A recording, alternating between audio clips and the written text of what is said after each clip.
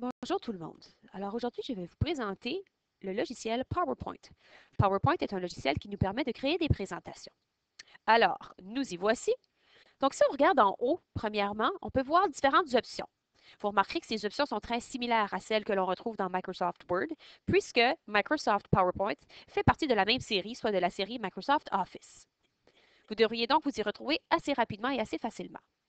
Maintenant, lorsqu'on regarde ici à gauche, on peut voir une première diapositive. Lorsque nous allons en ajouter, elles seront présentes l'une sous l'autre. Au centre, ici, on peut voir notre espace de travail. Donc, c'est ici qu'on place notre texte, nos images, nos vidéos, ainsi de suite. En bas, juste ici, on peut voir un espace pour ajouter des commentaires. Les commentaires que l'on va placer ici ne seront pas présents dans notre présentation. On les voit seulement lorsque nous sommes en mode planification, donc en mode préparation de présentation. On inscrit souvent des commentaires pour ne pas oublier de présenter certaines informations à notre groupe, donc aux gens qui nous écoutent. Juste ici en bas, on peut voir les options d'affichage. Donc, la trieuse ici, lorsque j'aurai plusieurs diapositives, on pourra toutes les voir ici. Et juste ici, on a l'option diaporama, donc lorsqu'on veut présenter le tout. Nous avons également l'option d'agrandir notre espace de travail juste ici en bas. Maintenant, je vais vous montrer comment ajouter une diapositive. Donc, lorsqu'on est dans l'onglet Accueil, on peut voir ici Nouvelle diapositive. Lorsque j'appuie sur la petite flèche en bas, je peux voir différents types de diapositives. Alors, je vais choisir celle qui répond à mes besoins. Par exemple, ici, je vais en choisir une de comparaison.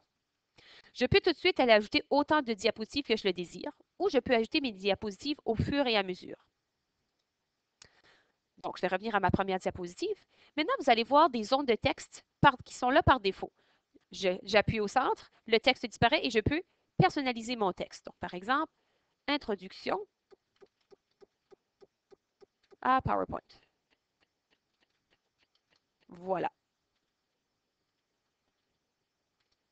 Et si, par exemple, ici, je ne veux rien écrire, j'ai simplement à laisser la case vide. Donc, vous pouvez voir ici à gauche que rien n'apparaît dans la case du bas. Maintenant, je peux appuyer sur la deuxième diapositive et venir rajouter du texte dans la seconde. Par exemple, je vais écrire exemple. Et vous remarquerez ici que j'ai plusieurs cases dans lesquelles je peux ajouter du texte. Alors, je peux écrire ce que je dois écrire, ce que je dois présenter. Maintenant, lorsqu'on regarde nos diapositives, le fond est blanc. Donc, c'est peut-être pas aussi attrayant qu'on le souhaiterait. On peut donc se rendre en haut dans nos onglets et appuyer sur celui de Création. Nous pourrons donc voir les différents modèles que l'on peut utiliser. Donc, si j'appuie sur la petite flèche, pardon, je peux voir tous les modèles présents dans le logiciel même. Alors, je peux sélectionner celui que je préfère. Bon, je vais choisir celui-ci, par exemple. Et vous verrez que la mise en page change un peu. Alors, c'est possible que vous ayez à déplacer votre texte. Et pour le faire, on sélectionne la case en question et on glisse simplement celle-ci. Et dès que je choisis un nouveau modèle, il s'applique à chacune de mes diapositives. Maintenant, si vous regardez bien ici au centre de ma case, j'ai différentes options. Donc, je peux insérer une image, je peux insérer des images clipart. Ici, les images, ce sont des photos, des images à partir de mon ordinateur, donc j'ai sauvegardé dans ma machine.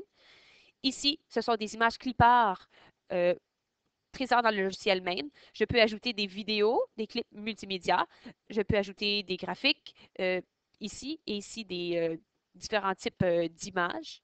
De formes et je peux aussi insérer un tableau.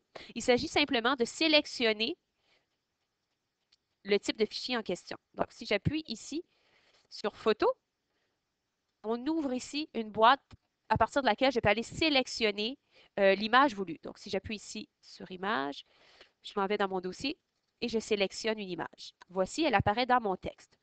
Je peux maintenant modifier l'image dans le sens que je peux la rapetisser, l'agrandir et je peux également modifier son angle.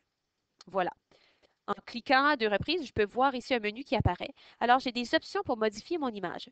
Par exemple, ici, je vais placer un cadre. Je peux également changer la couleur de la bordure, l'épaisseur de la bordure et ainsi de suite. Donc, je peux modifier l'image telle mes besoins. Ensuite, en bas, je peux toujours ajouter du texte. Les vidéos et les autres types de texte, je peux les ajouter de la même façon. Maintenant, si je veux ajouter du texte ici par défaut dans les diapositives de comparaison, j'ai des puces. Alors, je peux simplement venir écrire mon information, par exemple, koala. Lorsque j'appuie sur Entrée, une deuxième puce apparaît juste ici. Alors, je peux continuer à énumérer. Bon, animal.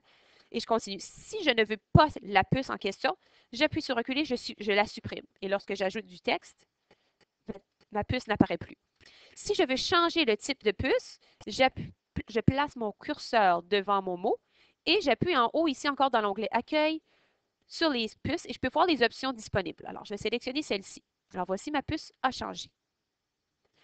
Maintenant, il est possible de dynamiser, si vous voulez, notre présentation en sélectionnant un mot, en se rendant dans Animation et en sélectionnant une animation pour l'entrée de ce paragraphe ou de cette phrase. Donc ici, j'ai sélectionné Forme et vous pouvez voir mon mot qui apparaît. On a plusieurs types d'animations, donc on peut les voir ici. Alors, vous pouvez sélectionner l'animation que vous désirez. Sauf qu'il faut se rappeler qu'on ne devrait pas utiliser une tonne d'animations puisque ceci peut être très distrayant pour la personne qui écoute la présentation. Maintenant, il est également possible d'ajouter des transitions entre chacune de nos diapositives. Alors, je vais ajouter une diapositive ici. Je vais sélectionner la deuxième et je vais appuyer ici en haut dans mes onglets sur celui qui s'intitule Transition. Et ici, on a les transitions possibles. Donc, je vais sélectionner celle que je désire. Donc, je vais appuyer par exemple ici sur Fractionner. Et lorsque je vais placer le tout en mode diaporama, on va voir l'action sélectionnée. Donc, vous avez pu voir la diapositive de la manière qu'elle est apparue. Maintenant, il est également possible de placer un lien hypertexte, soit dans une image, soit à partir d'un mot. Donc, ici, je vais choisir un mot, je vais sélectionner le mot texte. Et ici, on peut partir ici de l'onglet Insertion et appuyer ici sur le lien hypertexte, ou on peut rester sur notre mot, appuyer à droite de notre souris et sélectionner lien hypertexte. À ce moment-là, une petite boîte s'ouvre et juste en bas ici, on peut venir taper ou coller l'adresse à laquelle on veut associer notre mot. Donc, par exemple, Google.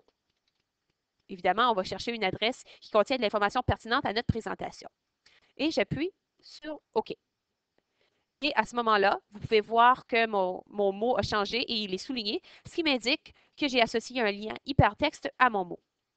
Maintenant, pour revenir à ma case titre en haut, vous pouvez voir que je n'ai pas de cadre. Il est possible de placer un cadre à ma boîte. Donc, je sélectionne, je peux appuyer à droite et descendre ici à Format de la forme.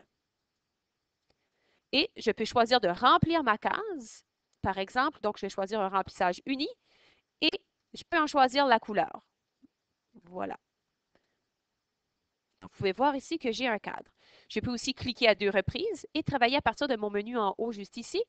Par exemple, je vais ajouter un contour à mon texte à partir du menu du haut. Donc, je vais choisir un cadre bleu et je peux également modifier l'épaisseur de mon cadre. Donc, pardon, ici, ça a modifié mon texte. Donc, contour du texte. Je vais plutôt travailler au contour de ma forme, désolé. Donc, si on regarde aussi ici, contour de la forme, je vais sélectionner du bleu et je vais modifier l'épaisseur de mon cadre. Voici. Il est également possible de changer l'endroit où est placé mon texte. Donc, par défaut, dans ce modèle ici, mon mot se place à l'extrémité gauche. Je peux ici centrer, par exemple, mon texte ou le placer complètement à la droite. Donc, voici. Maintenant, lorsque l'on veut présenter le tout, on appuie juste en bas, ici, sur le bouton diaporama, et je peux regarder ma présentation. Donc, voici le début. J'appuie sur mon bouton pour voir le reste. Et pour le lien hypertexte, je n'ai qu'à appuyer à l'aide de ma souris sur le lien et il va me diriger vers la page insérée à ce mot ou associée à ce mot. Lorsque je veux sortir du mode diaporama, je peux appuyer sur la touche Échapper juste en haut à gauche du clavier. Maintenant, lorsque je veux enregistrer ma diapositive, j'appuie en haut sur Fichier, Enregistrer sous, et je sélectionne l'emplacement où je veux enregistrer ma présentation. Voilà. J'enregistre le tout. Alors, voici quelques informations de base pour utiliser PowerPoint en salle de classe. Alors, j'espère que vous avez apprécié le tutoriel. Si je peux faire quelque chose pour vous donner un coup de main, n'hésitez pas à communiquer avec moi.